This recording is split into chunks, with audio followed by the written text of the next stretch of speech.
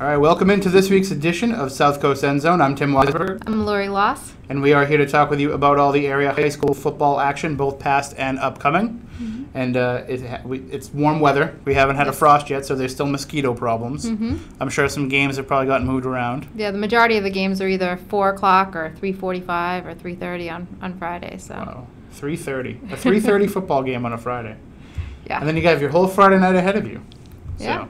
It's not a bad plan. It's a good plan for the kids, too. I'm sure they like it better that way. No, I don't know. I think some kids like playing under the lights That's at true. night. They're probably like getting ready for a 3:30 game, being like, this is like freshman football here, you know? Yeah. So last week was kind of a strange one. We had some losses to some of our teams. Well, our two undefeated teams, Wareham and Old Rochester, both suffered their first loss of the season. Mm-hmm. So Wareham losing to Somerset Berkeley and Old Rochester losing to Fairhaven. So we said that after last week we might have a better idea of where these teams stand, and I guess we do now. Yeah. I mean, Wareham facing Somerset Berkeley. Somerset Berkeley's, probably the best team, if not the second. They're always fighting kind of with Bishop Feehan in the EAC. So they're either number 1 or number 2. Mm-hmm. That's always a tough conference. So I think it was a good measuring stick for Wareham to see how they stacked up against, an EAC power like Somerset Berkeley. And then really with Old Rochester, I mean, Fairhaven is clicking on all cylinders right now. So, it wasn't like week 1. Like that, when the Blue Devils came out and, weren't on the same page against Dighton Rehoboth. Like they beat Hull and then they just kind of came out, and I think they've got out to a 21-0 lead and just never really looked back. So.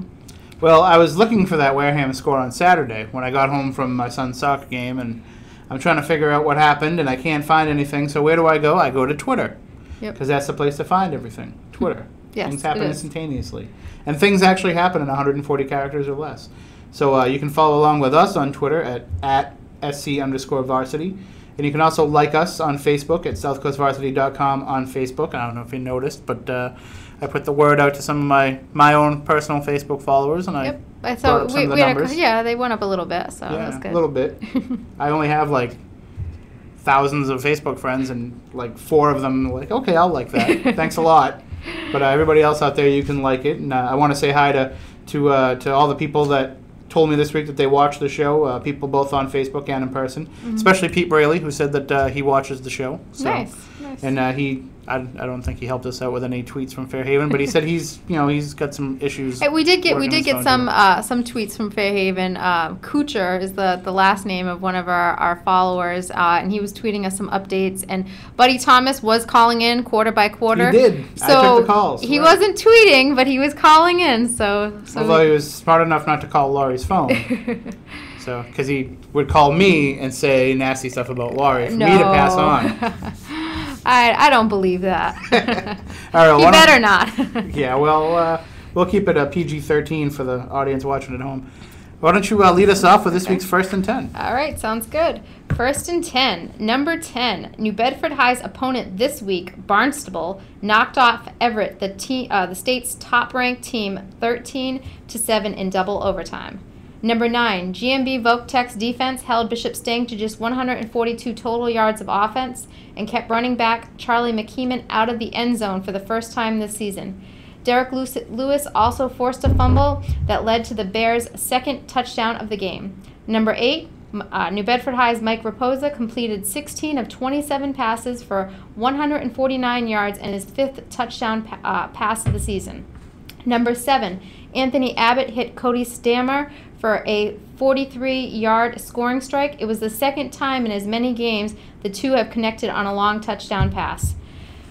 Number 6, Matt Michael powered Apponequet's offense with 25 carries for 117 yards and 2 scores. Alex Pimentel also booted a 36-yard field goal in the win for the Lakers. Number 5, not only did Richie Phillips pick up a fumble on a 2-point conversion attempt by Fairhaven and return it 99 yards for the 2 points, he also scored Old Rochester's lone touchdown on a 4-yard run. Number 4, Trevor Menya was off to the races against Bishop Stang, rushing for 114 yards on 9 carries and a touchdown in Voc-Tech's win. Number 3, Billy Pyers led Fairhaven's ground attack with 12 carries for 136 yards, including a 70-yard touchdown scamper less than a minute into the game against Old Rochester. Number 2, Kobe Edwards recorded 3 touchdowns and had 11 rushes for 89 yards for Fairhaven. And number 1, our player of the week, Old Colony quarterback Jack Pringle.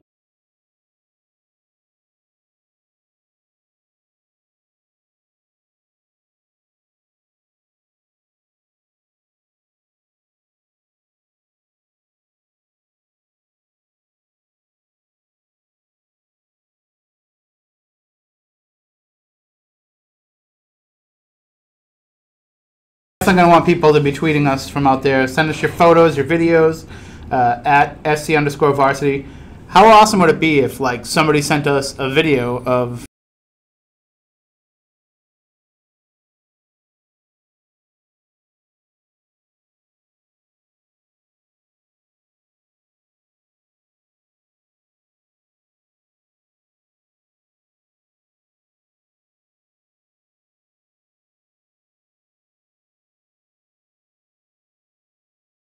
It's like a rotary, rotary cell phone. But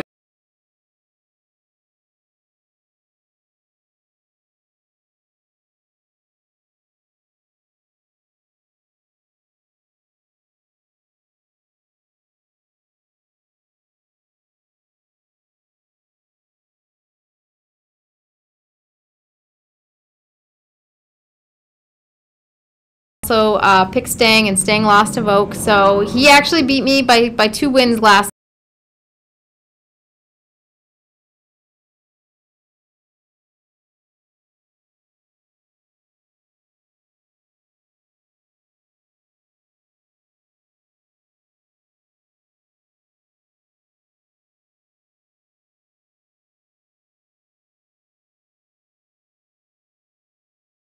I mean, I know it's going to be an exciting game, but I'll try and tweet every second I'm not, watching a play or.